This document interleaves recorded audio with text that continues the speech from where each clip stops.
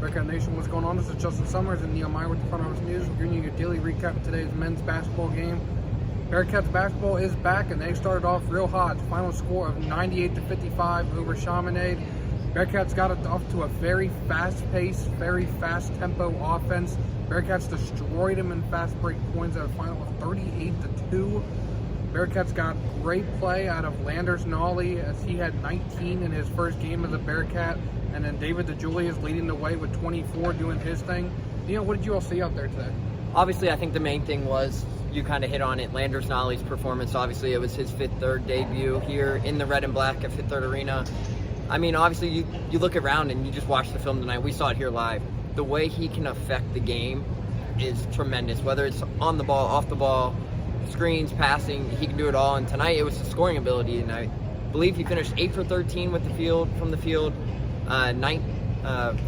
19 points. So I mean, overall he had a great performance. I know we spoke to David and Landers post game, and David compared to adding a guy like Landers Nolly to this team back to when Kevin Durant joined the Golden State Warriors. So I mean, if you think about that and they take that into consideration, this team's going to be fun to watch. And I mean, we obviously saw that here tonight. But on top of that, I saw a lot of good things. And it started with the guard play. The guard play was phenomenal. Obviously, Micah Adams-Woods went 5 for 7 with 13 points.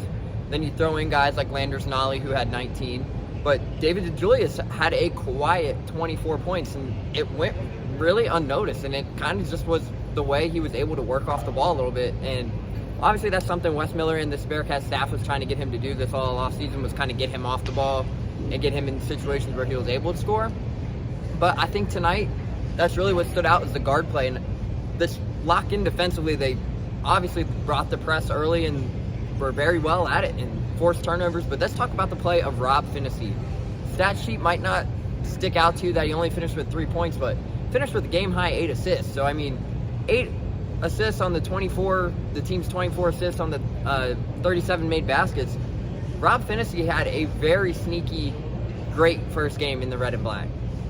Oh yeah, definitely, Neil. I mean, I think what Wes really hit on this offseason was getting his defensive team back. You know, he's always talking about Bearcat basketball. He wanted to go back to the Mick Cronin days of locking down, winning based off your defense. That showed here in Game 1. Bearcats forced Chaminade to commit 22 turnovers today.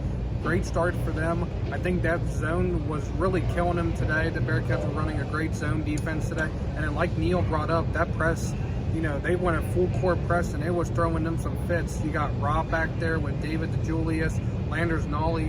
I mean, there's just a ton. And then you also got a big man that, you know, can sometimes play like a point guard, and Victor Laquin. I mean, he made a sick pass behind the back to Micah Adams-Woods on a breakaway turnover. I mean, there's just some things that, you know, that Victor can do that can change the whole aspect of a game. Just overall, the Bearcats defense was just throwing Chaminade too many issues today.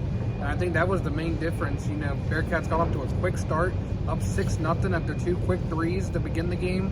And then all of a sudden you look up and it's 15-4, 16-4, and you're like, holy mackerel, this game's, you know, it's already getting bad. And, you know, you see, give Wes Miller credit. He always says he's the kind of guy that makes sure that his team is 100% committed to playing no matter what. Even if the game, they're up 30, 40, 50 points. You saw it today with the team. They 100% just kept their foot on the pedal, kept pushing it over and over again.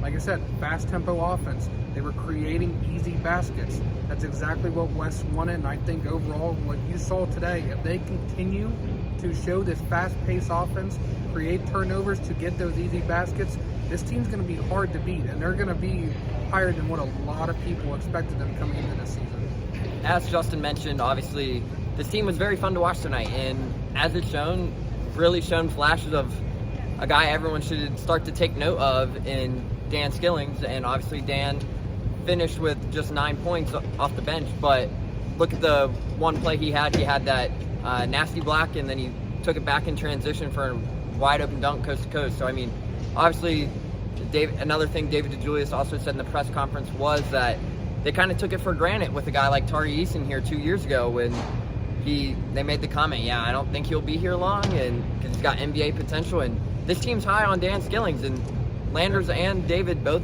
agreed to that statement, like, appreciate him while he's here because he's got that potential. And we've seen it. His length's there, his athleticism's there. He's a freak athlete. There's a reason why he was a top 50 recruit in the class of 2022. So overall, I think the Bearcats really had a great showing tonight. Oh, yeah, definitely. And the Bearcats are right back here on Thursday. They're going to take on Cleveland State here, looking to start off the Wes Miller 2022 era, his second year here as the Bearcats head coach. A 2-0 start, hopefully. We will be here covering that and also the women's game on Thursday. That will be a 5 o'clock game also. So the Bearcats, the front office news, will definitely have all of those. We will also have the press conference. Like Neil said, we talked to Landers Nolly, David DeJulius, and Coach Wes Miller. We'll have that up on the site. I have the recap going, and then Neil's got a special post about today's game also heading up on that site. So make sure you check out the front office news, and we are signing out.